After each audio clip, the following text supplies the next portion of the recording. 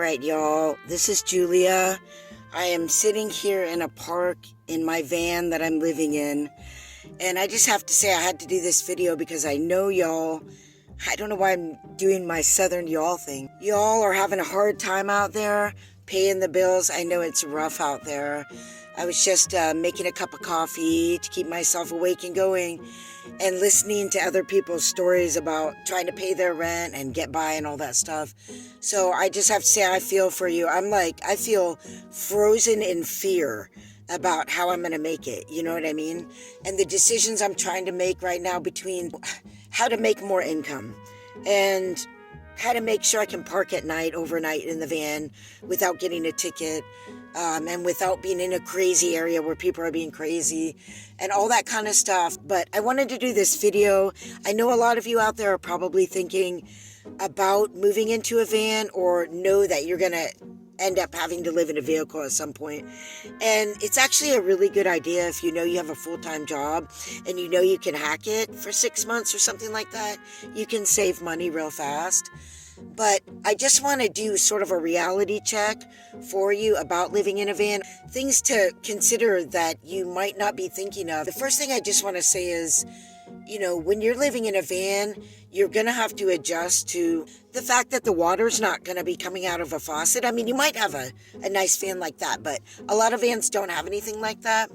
And so you might not be thinking of it, but you're going to be collecting water. And same with gas. If you have a little stove and you're cooking in here, you're going to have to go collect that gas. There's all these little things in a van that take a lot more time or are super inconvenient that you might not be thinking of, but you'll need to do those things to live comfortably. I see a lot of people living in vehicles that aren't cooking at all, don't seem to have water, like they don't have it together. It's like a different lifestyle. You're going to have to alter and adjust some things. And I know that they're eating out and spending a lot of their money on that, and that will totally kill your budget, as well as the coffees and everything. So just, if you're thinking about moving into a van or a vehicle, or you know you're going to at some point because you just can't afford it anymore, I'm not saying don't do it. I'm saying start thinking now about all of the things that are so convenient for you now when you're living in a structure that aren't going to be when you move into a vehicle. And all I can say is I hope you live in an area where it's going to be okay to park overnight, because that's going to be a big giant thing. Or there's places where you can and it's going to be okay. But a lot of the places where you can park, there's a lot of really sketchy people that'll be parking there too. Another thing I wanted to tell you real quick is, as I love my dog, and I'm on my third dog, and all of them have protected me out here in the wilds of America. So let me just preface by saying that I love my dog very much. Her name's Bambi. She's a little cutie. Having a dog, I have been looking at places to rent, rooms to rent, for years in my area, sometimes taking it more seriously than others, but just keeping an eye on it. There are no places to rent with pets. Almost every single ad says no pets. So it's something you really want to consider. Even just starting your life after college, going out into the workaday world, probably don't want to get a pet in these times, which are going to make it that much more difficult for you to have a place to live and rent a place. And even if you can, it's going to cost you a lot more. I mean, it's pretty rough out there, and this is not just because of the current administration or the last. This thing's been building up for a long time. I'm just saying it's very difficult to rent a place with a dog. Even me renting sewing studios, most times I'm not able to bring my dog in with me. And it's kind of weird when you're like, oh, I'll work, and by the way, my dog's going to be waiting in my vehicle while I work. Luckily, I have a van with screened windows in the back, so I can actually have windows open that aren't a security risk. They're also small, you know, so people can't generally squeeze through them. Plus, there's a big dog in here. But the whole thing is very weird. And so a lot of people aren't going to want to work with you just because you're living in a vehicle with an animal that then's going to be waiting in the van, or again, as I say, coming into the place. And then there's a lot of time I spend just making sure she's okay, getting out of the van often, running around and getting her needs met. And so there's all of that. I don't think it's a good time to actually get a pet if you're thinking you might end up living in a vehicle or in between apartments, and apartments are hard to get right now because an animal is just going to make it that much more difficult. So yeah, I'm here like freaking out about my life. I'm about to rent a sewing studio that's a little bit above my general ability to pay, and I'm like, well, I'll just push through, I'll just push through. But the economy's not great and the sales aren't great. But sales have been down for a couple of years now. I'm scared to death, but I think it's my best option, and I'm still looking for work. But if I end up getting both, I mean, Bambi's gonna have to wait in the van too much. If I have a part-time job and then I'm sewing like at least 20 hours a week, I don't know how that's gonna work. Something would have to give. So I'm like freaking out about what's going to work or not work. I just wanted to let you all know out there. I know how you're feeling, and I guess one thing I'd say is if you can't make more income, there are a lot of ways that you can pare down the expenses in your life. I am a master at this. You would not believe how low my bills are. I'm very frugal. I shop at places like Grocery Outlet. I even go to a high-end food bank once a month and get extras. I cook most of my meals. And I don't do anything like in the salon. I just cut my own hair a little while ago. And you don't have to go that far with it. But I see a lot of people really worried about money issues online, but they have really nice nails, hair, and makeup. And I'm not saying sacrifice everything and walk around like a hippie like me, but I know there's ways you can cut down, and I'm just saying, now's the time to do that. Cut out everything extra that you can and put some aside, the best that you can, for any transition you might have to make. And if you end up moving into a van, or you want to move into a van, get ready to transition your headspace about that, and get ready to spend a lot more time.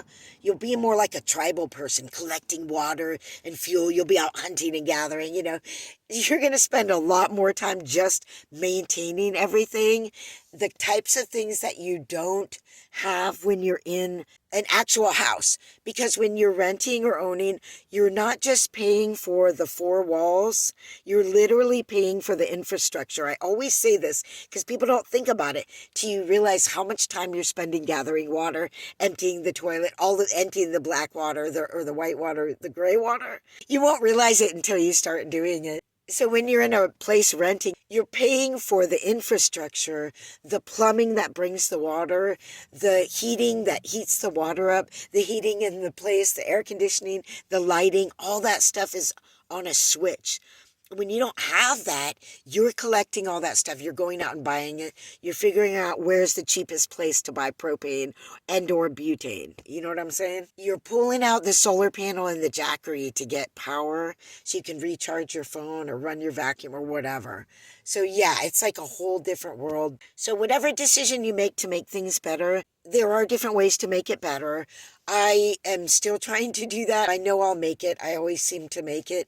By the grace of God, I make it, and always have. I remember thinking, through the course of my life, God, I'm just working so hard. I'm working so hard, and it's not adding up to anything. Like, where is my big savings? Where's my stuff? Where's my house, or whatever it is? Where's my land? Where'd that money go, And then I remember, yeah, that's the money I used to survive all of that time, to exist, to live. That's what living is. That's what money is. You're trading it for the stuff you need. You're not, a farmer, so you got to pay someone to do that for you and buy the food. And, one reason I'm a hippie is I think we should go back to like small scale, local stuff, learning how to grow our own food and all of that, because it just removes all the middlemen, and you trade with your neighbors. But, utopian dreams. But anyway, so what I'm saying is I did earn a bunch of money. I did work hard. It did allow me to live. It provided all the food I needed, all the gas I needed to get wherever I was going, a vehicle, even to go out and dance to Grateful Dead cover bands. So yeah, that's where that money went. That money went to living.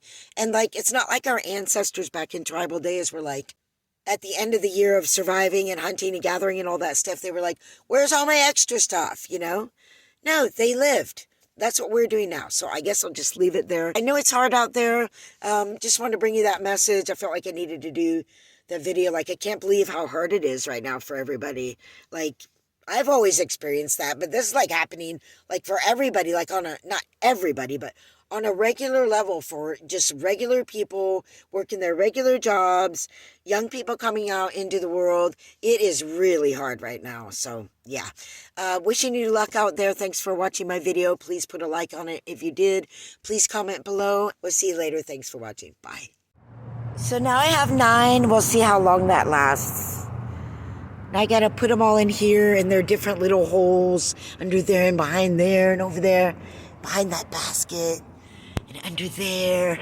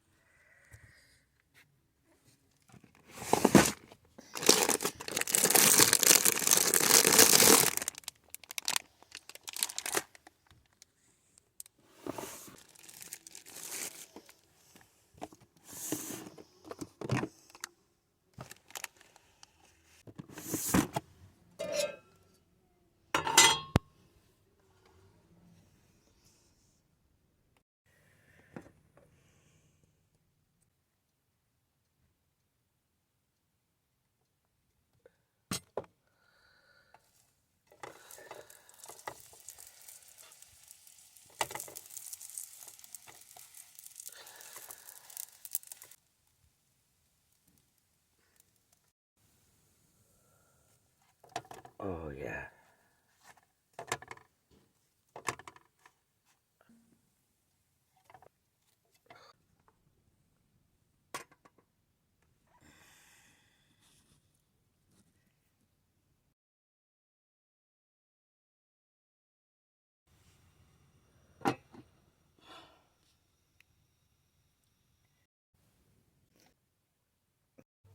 Wow, so this is a couple hours after we parked here, and the water was all pretty much gone, just starting to fill back up. See, this whole thing empties completely or almost completely twice a day and fills back up. And that's why you can have the this marsh is set up as a sewage treatment plant. It's a naturalistic one because this water constantly, the tide going up and down, just and throughout the pools that they have set up, causes it to be filtered through the system more easily and quickly. But anyway, yeah, when I started this part of the video, it was not filled with water, and now it is. And the sun is going down, and the birds are flying.